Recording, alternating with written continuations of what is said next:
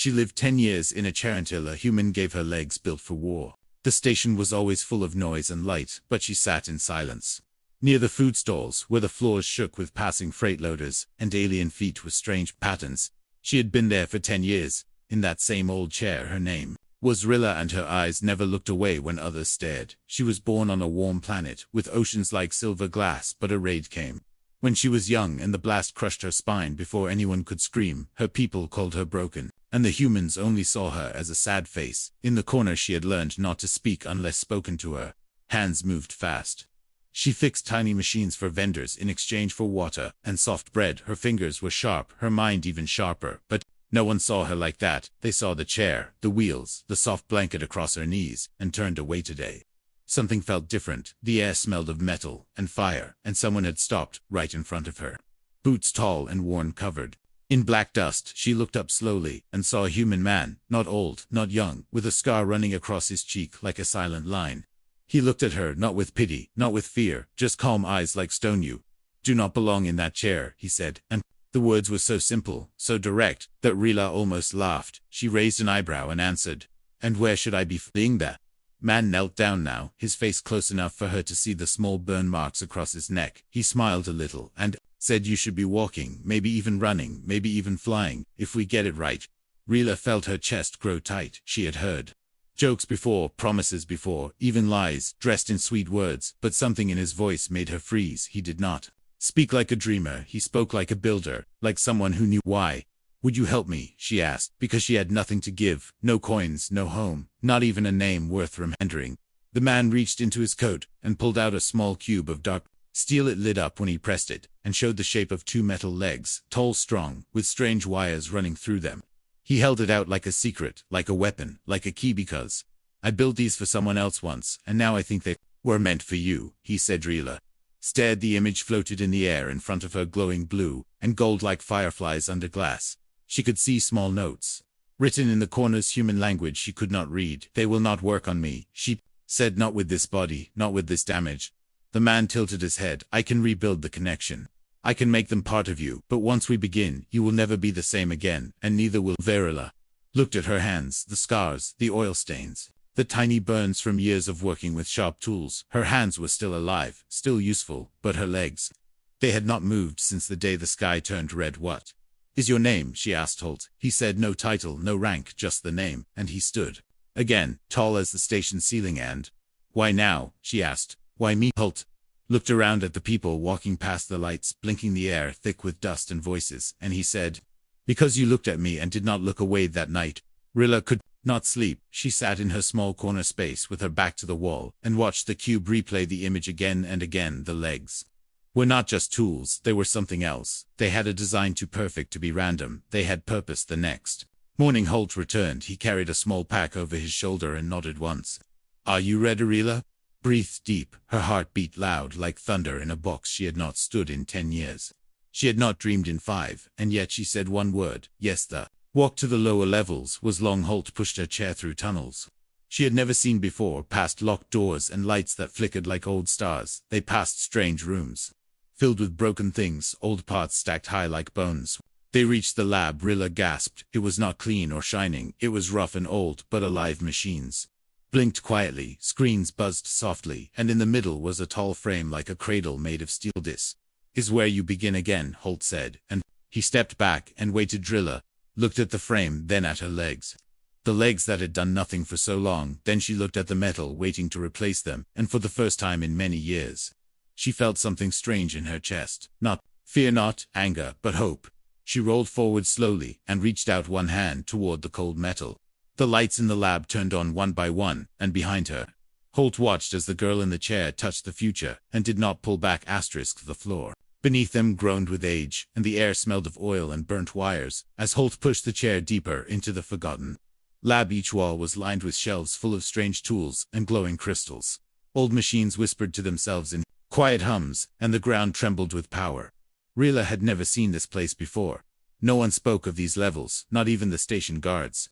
Holt moved with purpose, his eyes always scanning for signs of trouble, while Rilla looked around in wonder and fear. The lab was bigger than it looked from the outside, and everything inside felt like it had a story waiting to be told. Then the center of the room stood a black table, smooth and cold, with lights running down its sides. Holt opened his bag and placed the steel cube from before onto the table. The image of the metal legs appeared once more, but now with full detail. Wires and codes and moving parts danced in the air like a ghost made of light. Rilla leaned closer, her breath caught in her throat as the legs shifted into different shapes. Each version looked stronger, faster, more dangerous than the last. "These are not normal legs," she said, her voice barely a whisper. "These are made for Battleius." Holt replied, his voice calm and sure. "They were part of something called Project Rise back on Earth. Long before peace was signed, the project was shut down before it could be completed. Too dangerous, too powerful, the Council feared what it would mean if soldiers could become machines then." "Why do you have them?" she asked, her fingers brushing the edge of the table. "Because I was one of the last engineers to touch them before they were buried," Holt said. "I kept one set hidden far away, and now they belong to you. If you choose them." Stared at the shifting image, her heart beating like a drum deep inside her chest. She had dreamed of walking, yes, but never dreamed of becoming something else, something more. She looked at Holt with wide eyes. "You said I will not be the same again. What does that mean?" "These legs have a system inside," Holt said. "Not just metal and wires, but something more, an old AI code from the war. It can help guide movement, balance reaction time, but it is not a toy. It learns from you, and sometimes it tries to teach back." "So it talks?" she asked, eyes narrowing. "It thinks," Holt answered, "and if you let it, it may think for you." Rilla sat in silence, thinking about her past, about the years she spent watching life pass by like a train she could never board. Now this chance was in front of her. Legs that could carry her, legs that could make her fight, legs that once belonged to a ghost from the old worry. "Want to try?" she said softly. "Not for revenge, not for fame, just to feel the ground under my feet again." Holt nodded and moved toward a wall, pressing his hand to a hidden panel. A hiss echoed through the room, and a side chamber opened, revealing a strange chair covered in metal arms and glowing blue tubes. "This is the cradle," he said. "It will connect the system to your spine. It will hurt, and it will not stop hurting until your body accepts it." Trilla did not look away. Instead, she rolled forward toward the cradle and positioned herself beside it. Holt helped her lift into the seat, his hands careful, and strong wires snapped into place around her back. Arms locked her shoulders. Sensors read her heart, her brain, her nerves. Then the room went silent. Holt opened a steel case and lifted the real legs from inside. They were heavy and beautiful, sharp lines ran down their sides with faint golden lights pulsing like a heartbeat. He carried them to her and placed them where her old legs once were. The machine hissed once more, then locked into place. The pain came fast, a fire that ran through her bones and screamed in her mind, but she did not cry. She gritted her teeth and focused on one thing, the image of herself standing tall, not in a chair, not watching, but moving and living. The lights blinked red, then green, then blue. A soft hum began to rise around her. The legs twitched once, then twice, then bent slowly like waking beasts. Holt watched closely, ready to shut it all down if something went wrong, but Rilla's face did not break. Her fingers gripped the edge of the chair, her breath sharp but steady. She lifted one leg, then the other, not high but enough to feel something real beneath her, something she had not felt in 10 long years. Strength. Holt stepped back, eyes wide in awe. She looked at him and said, "I can feel them." He smiled for the first time in a long time and replied, "Then you are ready." But before either could speak again, the lights above turned red and a siren began to wail across the station. Old sensors had picked up the activation of forbidden tech. A voice echoed through every hallway of Vega 9 Unit R009 has gone active. Security teams engage immediately. Rilla turned to Holt, her new legs humming with power, her face calm and sure. "Then let them come," she said, and stood on her own. The floor shook as the first alarm faded into silence, and then came the second wave, a deeper sound, one that did not belong to the station. It was older, more primal, a signal from a buried system that was never meant to wake again. Holt grabbed a small pack from the wall and motioned to Rilla. "Move, now we must go. They will not ask questions. They will shoot first." Her legs were still new, not fully synced to her body, but they moved when she thought about moving, and they carried her forward, with steps that echoed like thunder. Down the metal hallway, the tunnel they ran through was narrow and dim, with only flickering red lights guiding the way. Machines hidden in walls seemed to watch them, whispering warnings in forgotten languages. Holt pressed a small device against each door they passed, locking it behind them, but time was short, and the station was fast waking up to their presence. Rilla's breath came hard and fast, her chest burned, but her legs moved like they had a will of their own, faster, stronger, smoother than anything she had ever felt. She turned corners before Holt told her to her feet, jumped over cables, and dodged fallen crates. Her eyes stayed ahead, but her body felt like it was already 2 steps in the future. How do I stop this? She called back. But Holt did not answer. He was too busy scanning for a path out of the lower levels. They reached a lift shaft and Holt pried the door open. With shaking hands inside the shaft was dark, cold, and long down to the shadowed sublevel, where no one dared to go, not even smugglers. We go down, he said, and without warning he jumped, sliding along the side rails, using his boots to slow the fall. Rila took one deep breath and followed her hands, gripping the metal wall, her legs balancing without fear. Without pause, she felt something strange in her chest. Not fear, not excitement, but a steady pull, like the machine in her bones was choosing survival above all else. They landed on the lowest floor, a place filled with steam, broken lights, and strange symbols glowing faintly on the walls. Holt looked around with wide eyes. This was not where he had expected to land, and Rila could feel it too. Something old, something hungry lived here long before the station was built. Her legs buzzed once, then twice, and then a voice whispered through her mind, calm and cold movement, optimized, initiate sequence 1. Rilla froze. What was that? She asked. Holt, who turned pale. It is the AI. It has begun to wake. He said we need to stop and sync it before it fully links with your mind. They found an old control chair, and Holt helped Rilla sit while pulling wires from the wall, connecting them to ports in her back. Her vision swam with data, flashing lights and images. She could not understand stars, maps, blueprints of places she had never seen. The voice whispered again. Deeper, now defensive mode, active, preparing countermeasures. Holt shouted at her. Stay awake, do not let it push you. Out. Pain exploded behind her eyes as the machine fought to take over each limb. One by one, her arms began to shake. Her spine arched and her legs stomped against the floor, trying to break free. She screamed, but held on to one thought, one memory. The day the chair was rolled away, and she sat alone in a crowd that would not look at her. That memory held her steady, her grip on the system tightening like ironed up. AI paused for a second, maybe less, but it was enough. Rila's body snapped back to stillness, and the pain slowly faded. Holt worked fast, placing override codes into the system, locking parts of the AI behind new walls, new gates. For now it will listen to you, but never fully trust it, he warned. Rila stood slowly. Her legs moved again, this time not too fast, not too slow, but just right, like they were finally part of her, not some foreign gift from the past. She nodded and whispered, I am ready now. Before Holt could reply, a sharp sound cracked through the hall behind them. The heavy metal doors groaned and twisted open. Anti-combat drones floated in glowing red eyes, and rifles pointed directly at them. Rila stepped in front of Holt without thinking. Her hands open, her legs bent. Ready. The drones fired, but her legs launched her sideways faster than any living soldier. Her arms grabbed a pipe from the ground, and her legs carried her straight into the enemy. The metal bent under her blow, and one drone shattered. The other turned to aim again, but her feet slammed into its core, crushing it in one brutal strike. Silence returned. Holt stared at her, not with fear, but with something close to all you were meant to walk, he said. But this is something else. Rilla looked at her hands, shaking, but not from fear, from power, from the fire in her blood, and the hum of the machine beneath her skin. This is not walking, she said softly. This is war, and now I walk through it on my own terms. Asterisk. The halls above them burned with red light as alarms screamed across every level of the station. Guards ran in lines. Voices shouted orders, the air filled with panic and fear, while cameras turned and locked onto every shadow. Holt moved fast, guiding Rilla through the maze of old tunnels. Her new legs silent but powerful, each step stronger than the last, her balance perfect, her speed growing with every second. The drones she had destroyed had already sent their signal back, and now the whole station knew that Unit R009 was active and walking. She stayed close to Holt, but her senses felt sharper. Her ears caught every footstep, her eyes saw every flicker of light, and her body moved before her mind even finished thinking. The AI inside her whispered suggestions. Paths, escape routes, potential threats, all flashing behind her eyes like symbols. In the dark she pushed them aside, focusing only on Holt, his voice her anchor in the chaos. We cannot go up, he said. The main lifts are locked, and the patrols will cover every exit in 5 minutes. We go through the maintenance tunnels, and find the old mining shaft. It connects to the abandoned levels, and from there we reach the outer ring. There is an old rebel hideout. If we make it there, they might help. Might? Rilla asked, raising an eyebrow while stepping over a low pipe. They owe me, Holt replied with a tired smile. That does not mean they like me.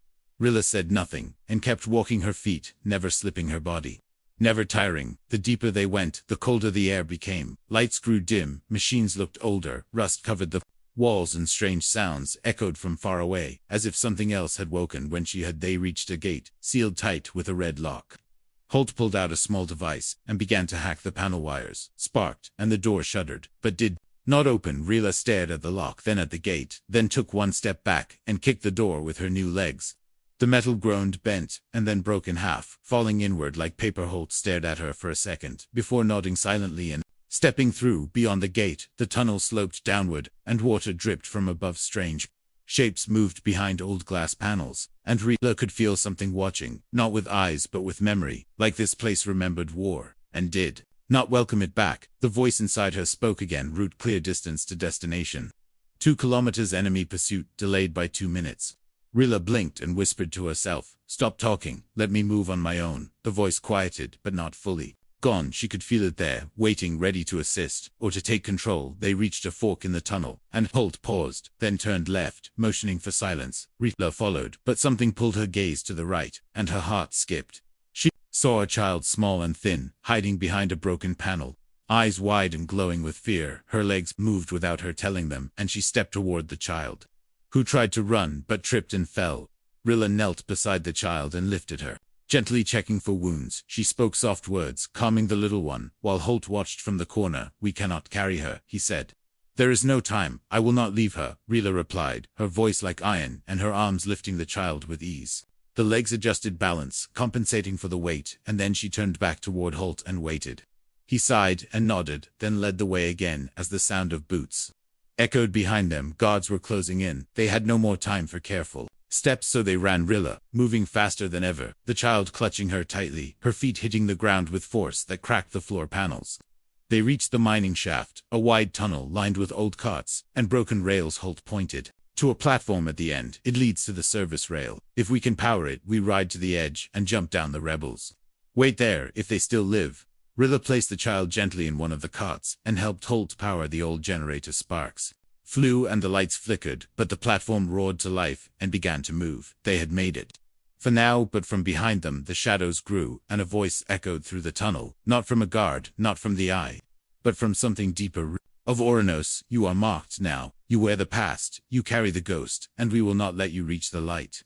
Holt stared into the dark and whispered, "What was that?" Rilla looked down at her legs, the lights glowing like fire, the metal warm and alive. And she answered softly, "That was something old, and it remembers me now."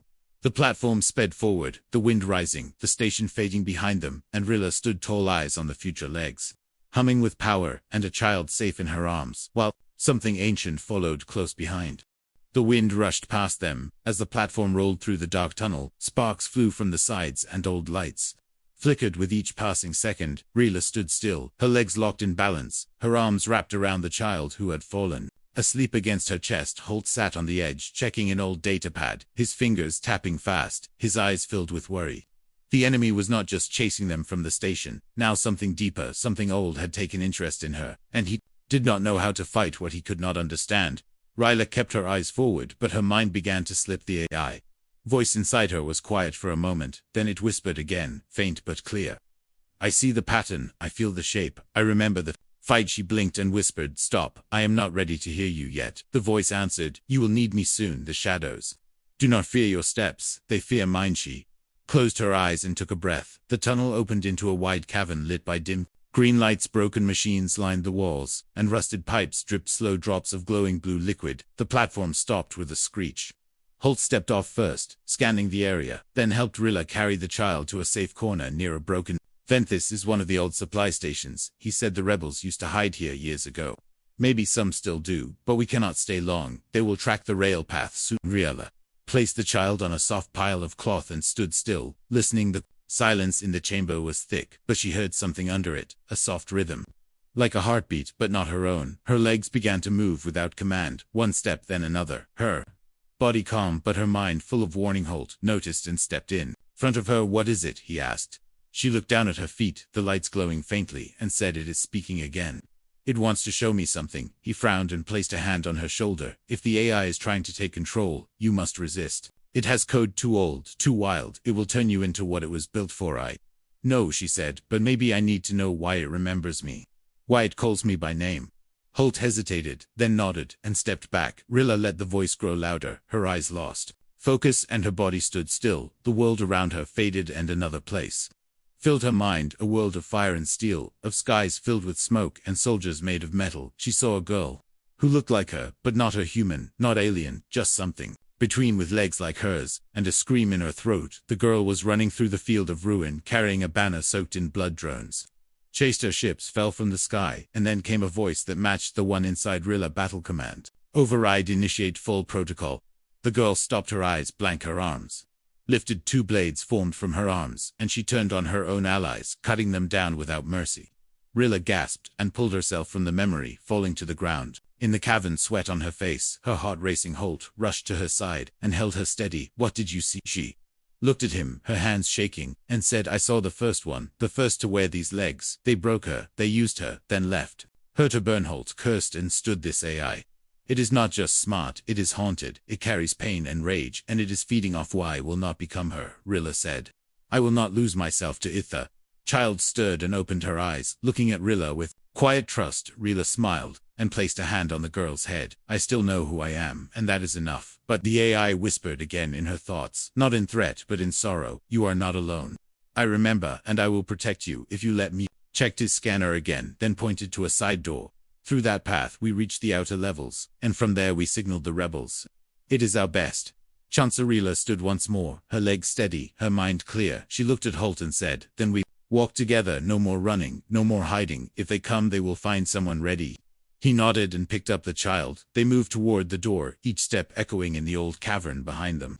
The machines hummed with life, and the shadows watched with silent eyes, and in Rilla's mind the AI waited, not as an enemy but as a memory, willing to become something new if given the chance. The door opened with a soft hiss, and cold air rushed in, carrying the scent of dust metal, and silenced the tunnel. Ahead was narrow and twisted, with broken lights and cracked walls. Holt led the way, holding a small light, while Rilla walked close behind her, steps steady, her body calm, but her mind a storm. The AI was quiet, but not gone. It watched her thoughts. Whispered warnings, offered help that felt too sharp, too fast, too much. Each step felt heavier, not from weight, but from the memories in her bones. The legs were part of her now, but they carried a past, soaked in pain and blood. The child clung to Holt's back, small arms wrapped tight around his neck, eyes wide and alert. Rilla glanced at them, and felt a warmth rise in her chest, not from the machine, not from the power, but from something real, something she had forgotten how to name. They reached the end of the tunnel, where a blast door waited, sealed with a code lock. Holt pulled a panel loose, and started rewiring, his hands fast and sure, but the lights blinked red 3 times, then green, and the door opened with a slow groan, revealing a wide, open space beyond. The chamber was filled with old machines, tall, and still covered in vines and dust, long forgotten by time, but not dead. Holt stepped forward, scanning the air, checking signals. We are close, he said, 1 level up, and we can reach the rebel beacon. If they are still out there, we can call for help and maybe, just maybe, disappear. Rilla nodded, but her legs tensed. The AI whispered again, low and sharp, hostiles approaching. 2 minutes to contact, prepare for defense. Holt turned to her. You heard it. She nodded. It is faster now, sharper, I think. It sees more than I do. Then trust it. Holt said, if it helps you survive, trust it just long enough. She hesitated, then said, only if it lets me choose when to stop. Suddenly the walls shook, footsteps echoed from the tunnel behind them, not soft, not slow, but loud, heavy boots and metal drones. The enemy had found them. Holt pointed to a platform above. We hold them here, while I reach the controls. Guard the child, do not let them pass. Rilla turned as the first drone appeared, its red eyes glowing, its arms lifting weapons aimed at her chest. Her legs moved before she could think, dodging sideways, launching her into the air. She struck with both feet, and the drone slammed into the wall, sparks flying as it shattered. Another came from the left, then 2 more from the right. Rilla spun, kicked, punched her legs fast, and flew at her body. A blur of motion, but something changed. Her vision narrowed, her breath slowed. The AI pushed harder, suggesting moves, predicting attacks. Her arms moved without command, her voice silent as steel replaced instinct. Holt shouted from above, override the AI. Now you are slipping. She tried to stop, but her arms kept moving, her legs kept fighting, and in that moment, she saw the past again. The girl who wore these legs, the girl who fell to the machina. Rilla screamed inside her mind, stop, let me go, and the AI paused, not because of force, but because of pain. It felt her pain, it remembered its own, and for the first time it whispered with sorrow, not command, I do not want to hurt again. She pulled back, grabbed control, locked the system behind new walls, built from will and memory. Her body stopped her, heart racing, her eyes wet with tears. She looked at the final drone and crushed it. With one swift strike, silence filled the room. Holt returned, holding the child, eyes wide with awe and fear. "Are you still with us?" he asked. She nodded yes, but barely. He handed her a small chip, a reset code. "We can use this to wipe the AI, start fresh, give you just the legs, nothing else, no voice, no ghost, no postrela."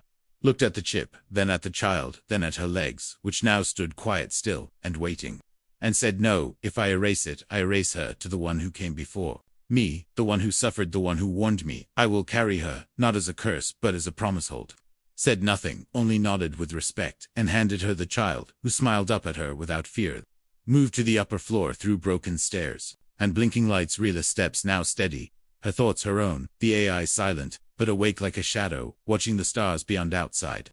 The final gate waited their last test, soldiers in armored drones with blades, and a commander with orders to bring Rila down, dead or alive. She stood before them, her arms strong, her legs burning with silent power, and said, "If you come closer, I will not run, I will not kneel, and I will not stop, until I protect what matters." And behind her, Holt and the child stood proud, ready to face the storm together, no longer afraid of what she had become, but proud of who she was now.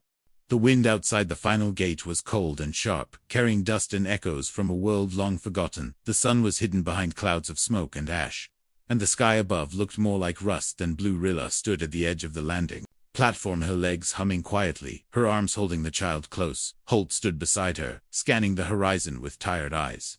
The rebel signal was close, just a few more steps through the open fields, but the enemy had arrived first. A row of soldiers blocked the path, each one in dark armor, holding rifles powered by light, their faces hidden behind metal masks. Their orders clear: take the girl down, take the tech back, and leave no witness behind. Behind them floated a full unit of combat drones, all armed, all ready, all waiting for the first move. Ariella stepped forward, placing the child gently in Holt's arms, her hands steady, her eyes calm. She looked at the soldiers and saw no fear in their stance, only duty and orders, and the silence of machines that had never known kindness. She took one breath and her legs adjusted their stance, calculating angles, scanning for weak points, measuring wind and weight and motion. The AI whispered again, but not with control, not with commands, just a quiet voice asking, "Are you sure?" "Yes," she said, and ran. The first drone moved fast, but not faster than her. Her right leg slammed into its core, breaking it in half before it could even raise its blade. The second and third drones came at once, but she